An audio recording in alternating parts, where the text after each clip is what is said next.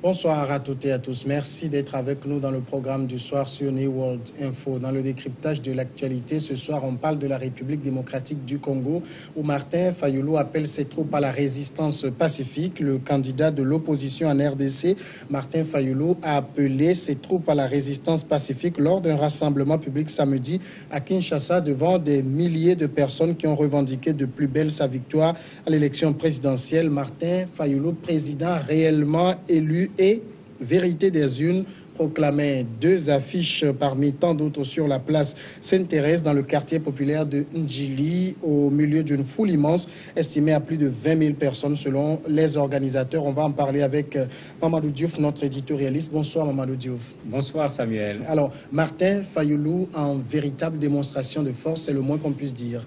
Tout à fait. Quand on regarde le meeting de Kinshasa, on peut dire qu'il a réussi son premier test, puisque c'est la première fois qu'ils organisent une manifestation publique après la prestation de serment, la proclamation des résultats qui sont contestés. Et certainement, ça va ragaillardir M. Fayulu lui-même dans cette tendance à vouloir contester.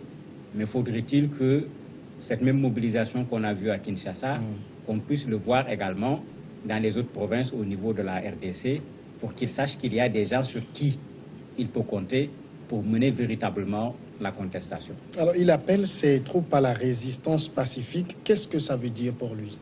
Résistance pacifique, c'est toujours ce que les opposants utilisent comme terme.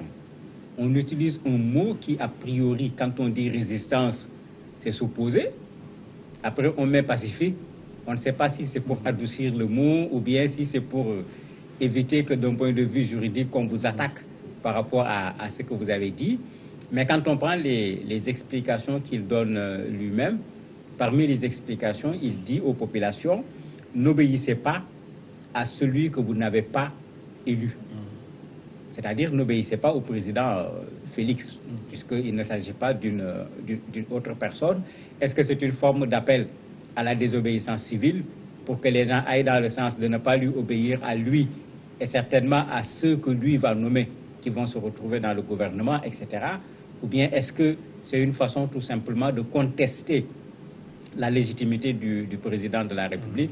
On va laisser les jours venir pour voir parce qu'il avancera en fonction de la mobilisation des populations parce que Kinshasa ne suffira pas pour remettre en cause le pouvoir de Félix Tshisekedi. Alors, une manifestation monstrueuse à Kinshasa, on le dit, mais à qui s'adresse-t-il? À qui est adressée cette forte mobilisation? Mais d'abord au président de la République, une façon de dire que il y a effectivement des gens qui ont voté pour moi. La preuve, ils sont venus se rassembler aujourd'hui pour réclamer leur vote. Puisque dans son discours, tout comme dans le discours des populations, on est revenu plusieurs fois sur cette question de la vérité des urnes. Pas seulement cela, mais il fait une demande très claire que les résultats soient publiés bureau par bureau, province par province. Cela veut dire qu'on est encore dans une contestation, bien que l'aspect juridique est terminé parce que la Cour constitutionnelle plutôt a rejeté les recours qui lui avaient été adressés, mais on est encore dans la revendication du résultat des élections en disant que ce n'est pas la vérité qui a été dite au niveau de ces résultats. Je crois que c'est là où il est en train de vouloir jouer. Mais c'est également pour mettre en alerte la communauté internationale. Parce qu'au jour d'aujourd'hui, on peut dire qu'il a perdu cette bataille diplomatique, puisque même ceux qui avaient contesté les résultats publiés par la CENI ont finalement reculé. Soit ils ont félicité le président Tshisekedi, soit ils ont utilisé la formule diplomatique en prenant acte de son élection, ce qui veut dire que pour le moment, il ne peut pas compter sur ces gens qui ont semblé accepter le fait accompli. C'est Félix Tshisekedi, le président de la République. Mais la mobilisation est un appel également à ces gens pour leur dire, attendez, s'il faut semer le trouble également, nous avons les moyens, nous avons la capacité de nuisance pour empêcher Félix de gouverner ou bien pour créer une situation d'instabilité au niveau du Congo. Ça intéressera également la communauté internationale. Est-ce qu'on va laisser le Congo dégénérer à nouveau dans la violence. Alors, il dit clairement, je n'ai pas de problème avec Félix Tshisekedi, c'est mon frère. Ce n'est pas tant lui, c'est ceux qui l'ont nommé, ceux qui veulent aller contre la volonté du peuple. Il parle de Kabila? Mais bien sûr, il parle de l'ancien président Kabila. Et j'ai aimé la façon dont il a rendu la politesse à Félix Tshisekedi.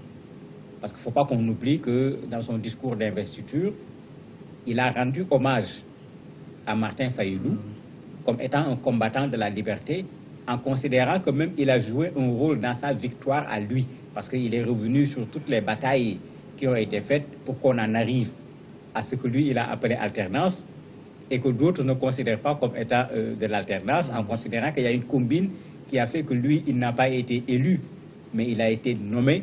Et il a été nommé par qui? Bien sûr, par l'ancien président Kabila. Et c'est pourquoi, dans l'adresse, il ne s'en est pas pris au président de la République lui-même directement, mais il s'en est pris à ceux que lui, il considère qui ont organisé la manigance qui a fait de Félix Tshisekedi le président de la République. Et bien sûr, même s'il ne le cite pas, il s'agit bien sûr de l'ancien président Joseph Kabila. Est-ce qu'aujourd'hui, Martin Fayulu n'a pas conscience que les Congolais eux-mêmes sont partagés entre leur volonté de l'alternance, et ils l'ont finalement, et la vérité des urnes?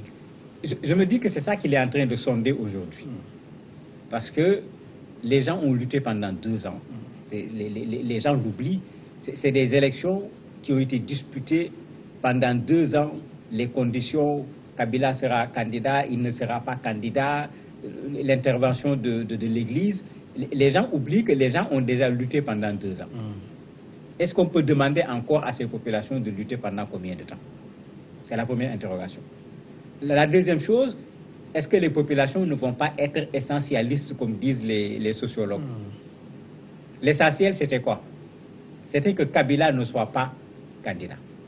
Il ne l'a pas été. L'essentiel, c'était que même le dauphin de Kabila ne puisse pas remporter les élections. Il ne l'a pas remporté, il s'est même retrouvé 3e. Si Félix parvient à poser des actes forts à l'endroit des populations de façon assez immédiate, je crains fort que les populations ne vont pas suivre le combat de Fayulu, parce qu'ils vont se dire qu'il vaut mieux se contenter de ce que nous avons. On a quand même eu une forme d'alternance, et c'est la première fois, il ne faut pas qu'on l'oublie, qu'à RDC, qu'un président de la République vient remettre le pouvoir à un président de la République. On a plutôt vu des coups d'État, on a plutôt vu des assassinats de présidents de la République. Est-ce que la population ne va pas se dire que nous avons quand même obtenu quelque chose? Préservons cette chose-là en attendant d'avoir encore autre chose, au lieu de tout remettre en cause en contestant le résultat des élections. Lors de la campagne, Martin Fayulu a été porté par la coalition Lamuka. Est-ce qu'aujourd'hui, il a encore le soutien de Bemba et Katumbi, ou bien il est esselé dans ce combat? Il y a de quoi se poser la question. On a vu certains de Lamuka qui sont sortis quand même, qui ont reconnu le président Félix Tshisekedi, mais la réponse qui a été donnée, c'était que c'était des groupes de soutien qui ne pesaient pas lourd au niveau de la coalition Lamuka. Maintenant, il est difficile de parler parce que Jean-Pierre Bemba, on ne l'a pas entendu. Katumbi, on ne l'a pas entendu. Malgré la réussite du meeting de Kinshasa, on aurait pu voir au moins Jean-Pierre Bemba, puisque Katumbi n'est pas sur le territoire, à moins qu'il ne soit rentré clandestinement, puisque les données ont changé. On ne les a pas sentis au niveau de la manifestation à Kinshasa. La question qui se pose, c'est pourquoi cette discrétion? Pourtant, si Fayulu est arrivé là où il est arrivé, tout le monde le sait, c'est parce qu'il a été porté par Bemba, c'est parce qu'il a été porté par Katumbi. Tout le monde connaît ce que pèse le parti de Martin Fayulu quand on le ramène à son propre parti. Maintenant, est-ce qu'il faut interpréter cette manifestation en se disant que mais il y avait les gens de Bemba, il y avait également les gens de Fayulu, il y avait également les gens de Katumbi. Donc le soutien est toujours là, mais pour qu'il soit clair qu'ils le soutiennent, il faudrait qu'on les entende. Parce que quand ils l'ont soutenu pour la présidentielle, on les a bel et bien entendus, on les a vus également participer à la campagne électorale pour qu'ils soient élus. S'ils sont d'accord avec la contestation, il serait bon qu'on les voie eux-mêmes dans la contestation, prendre parole et même prendre part aux manifestations pour qu'on soit sûr qu'ils sont toujours dans la même logique que Fayulu. Et pour le moment, ce n'est pas le cas. On a vu leurs adjoints, mais eux-mêmes, on ne les a pas vus mouiller le maillot, comme on dit. Alors quand Fayulu déclare quand même que toute réconciliation avec le nouveau président doit avoir comme préalable la vérité des urnes, finalement, qu'est-ce qu'il espère obtenir? C'est la question difficile. La vérité des urnes pour Fayulu, c'est que lui, il a gagné les élections à 62%. Mais la vérité des urnes pour Kabila, pour plutôt Félix, c'est que lui, il a gagné les élections avec 38%. C'est quelle vérité on va prendre au détriment de quelle autre vérité? En fait, ça pose un sérieux problème. Là où on en est, est-ce qu'on croit qu'au niveau de la RDC, on va accepter de s'asseoir à nouveau, recompter, parce que ça va passer par ça, recompter les voix, dire qu'effectivement il y a eu des erreurs, ce n'est pas Félix qui a gagné, mais c'est Fayulu qui a gagné, pour faire sortir ce que Fayulu appelle la vérité des urnes. Je me demande quelle est cette pression qui va pouvoir être exercée aussi bien sur Félix Tshisekedi, mais également, il ne faut pas l'oublier, sur l'ancien président Kabila et son camp, puisque c'est eux qui dominent au niveau de l'Assemblée nationale, pour les amener à accepter qu'on recompte les voix, alors qu'il ne faut pas qu'on oublie que l'UA était parti dans cette logique, la SADC était partie dans cette logique, en demandant qu'on suspende la proclamation des résultats pour faire ce travail de recompte des voix avant de proclamer les résultats. Je crains que ça ne soit trop tard pour recompter les voix pour cette élection. Aujourd'hui, on n'entend plus beaucoup également la Senko. Mais c'est tout à fait normal. Moi, je me dis, ils sont dans le rôle. Parce que parfois, on a tendance, avec les religieux, à vouloir les faire sortir de leur domaine. Quand ils ne disent rien, on dit, voilà, il y a des problèmes, vous ne vous prononcez pas. Quand ils se prononcent, on leur dit, vous faites de la politique. Ils sont dans une position assez difficile quand ils veulent faire de la médiation. Quand il y a un problème avec le pouvoir, parce que le plus souvent, c'est ce qui se passe, quand ils se prononcent, le pouvoir dit qu'ils sont l'aile marchande de l'opposition. Moi, j'apprécie, et franchement, j'apprécie l'attitude de l'Église au niveau de la RDC. Ils ont su garder leur statut. Quand il a fallu dénoncer le pouvoir, ils l'ont fait. Quand il a fallu marcher, ils l'ont fait.